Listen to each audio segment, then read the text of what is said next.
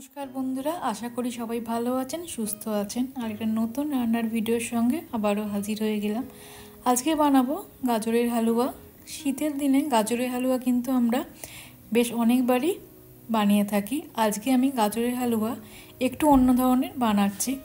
এটাকে কিন্তু গাজরের পায়েসও বলা যেতে পারে। গাজরের হালুয়া বা গাজরের পায়েস বানানোর জন্য কড়া বসিয়ে নিয়েছি, তার মধ্যে দিয়ে দিলাম 2 টেবিল চামচ ঘি। 1 মুঠো কাজু আর কিশমিশ এই ঘিয়েতে ভেজে নেব। কাজুটা প্রথমে ভেজে নিচ্ছি, কারণ কিশমিশটা কাজুটা একসাথে ভাজলে কিশমিশটা কিন্তু পুড়ে যাবে, তাই জন্য কাজুটা হালকা একটু সোনালি হয়ে গেলে তারপরে কিশমিশগুলো দিয়ে দেবো। কাজু বাদামটা ভাজা হয়ে গেছে, এবার 1 মুঠো কিশমিশ দিয়ে দিলাম। গ্যাসের ফ্লেমটা লোতে রেখে দিয়েছি। 10 সেকেন্ড মতো কিশমিশটা একটু নাড়াচাড়া করে, যেহেতু ঘিটা গরম আছে তাই জন্য সঙ্গে সঙ্গেই তুলে নিচ্ছি। গাজরের পরিমাণটা বেশ অনেকটাই বেশি বলে আরও 4 টেবিল চামচ মতো ঘি আমি দিয়ে দিচ্ছি। ঘিটা গরম হয়ে গেলে এবার গ্রেট করে রাখা গাজরটা দিয়ে দেবো।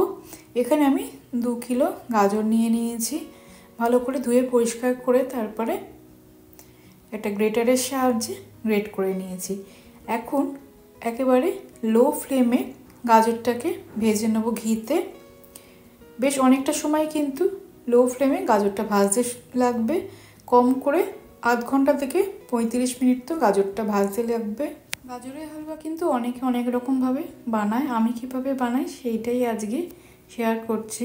15 মিনিট হয়ে গেছে, গাজরটা কিন্তু বেশ অনেকটাই ভাজা হয়ে গেছে এবং পরিমাণে অনেকটাই কমে এসছে। এখন আমি আরও 2 টেবিল চামচ ঘি দিয়ে দিচ্ছি। আরও কিন্তু 15 থেকে 20 মিনিট গাজরটাকে ভাজতে হবে। গাজর কিন্তু আমার ভাজা হয়ে গেছে। আধ ঘন্টা থেকে 45 মিনিট ধরে গাজরটা ভেজে নিয়েছি। যতক্ষণ না গাজরের কাঁচা গন্ধটা চলে যায় ততক্ষণ ভাজতে হবে। এখন আমি দিয়ে দেবো 2 লিটার দুধ। আগে থেকে কিন্তু দুধটা জাল দিয়ে রেখেছিলাম।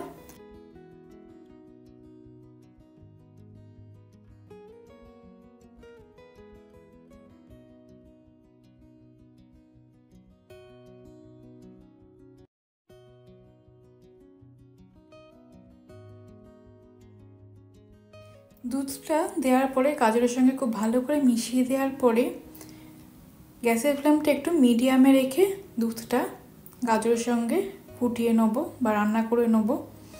যতক্ষণ না দুধটা বেশ অনেকটাই ঘন হয়ে আসে ততক্ষণ আমি গাজরের সঙ্গে দুধটা রান্না করে নেব। আর 3 থেকে 4 মিনিট অন্তর অন্তর কিন্তু একটু নাড়িয়ে নিতে হবে, যাতে কড়া নিচের দিক থেকে লেগে না যায় গাজরটা। দুধটা কিন্তু বেশ অনেকটাই ঘন হয়ে এসছে। এখন আমি দিয়ে দেবো কনডেন্স মিল্ক। কনডেন্স মিল্ক দিলে কিন্তু এই গাজরের হালুয়া বা গাজরের পায়েসের স্বাদটা আরও বেড়ে যায়। এখানে আমি 150 গ্রাম মতো কনডেন্স মিল্ক দিচ্ছি। আর সেই অনুযায়ী কিন্তু আমি মিষ্টিটা দেবো। যেহেতু কনডেন্স মিল্ক মিষ্টি, তাই জন্য মিষ্টির পরিমাণটা একটু পছন্দ মতো বা বুঝে অ্যাড করতে হবে। কনডেন্স মিল্কটা দিয়ে আবারও হালকা হাতে খুব ভালো করে মিশিয়ে দেবো। এই গাজরের হালুয়া বা গাজরের পায়েস কিন্তু আমি চিনি দিয়ে বানাচ্ছি না, এটা আমি খেজুরের গুড় দিয়ে বা খেজুরের পাটালি দিয়ে বানাচ্ছি। পরিমাণ মতো খেজুরের গুড় আমি দিয়ে দিলাম। 100 গ্রাম মতো গুড় আমি দিয়ে দিয়েছি। গুড়টা আর কনডেন্স মিল্কটা খুব ভালো করে মিশিয়ে দেওয়ার পরে ভেজে রাখা কাজু কিশমিশগুলো গাজরের হালুয়ার মধ্যে দিয়ে দিলাম। বেশ অনেকটাই পায়েসটা ঘন হয়ে এসছে, আর বেশি ফোটাবো না। আর 5 থেকে 7 মিনিট একটু ফুটিয়ে নিয়ে তারপরে কিন্তু গ্যাসটা আমি বন্ধ করে দেবো। যেহেতু আমি খেজুরের গুড় দিয়েছি তাই জন্য কিন্তু এলাচের গুঁড়ো আমি দিচ্ছি না। আরও 2 টেবিল চামচ গুড় আমি দিয়ে দিলাম। যেহেতু মিষ্টিটা একটু কম মনে হলো তাই জন্য। মিষ্টিটা কিন্তু অবশ্যই নিজেদের পছন্দ মতো দেবেন। গাজরের হালুয়া কিন্তু আমাদের রেডি হয়ে গেছে। এখন আমি গ্যাসের ফ্লেমটা অফ করে দিয়েছি। গ্যাসের ফ্লেমটা অফ করার 15 মিনিট পরে দেখাচ্ছি পায়েসটা কিন্তু অনেকটাই ঘন হয়ে এসছে। আরও ঠান্ডা হলে কিন্তু আরও অনেকটা বসে যাবে, তাই জন্য যেরকম পছন্দ সেই অনুযায়ী ঘনত্বটা এই গাজরের হালুয়ার রাখবেন। বেশ অনেকক্ষণ পরেই কিন্তু গাজরের হালুয়াটা আমি সার্ভ করে নিচ্ছি। বেশ অনেকটাই কিন্তু আমাদের গাজরের হালুয়াটা ঘন হয়ে এসছে।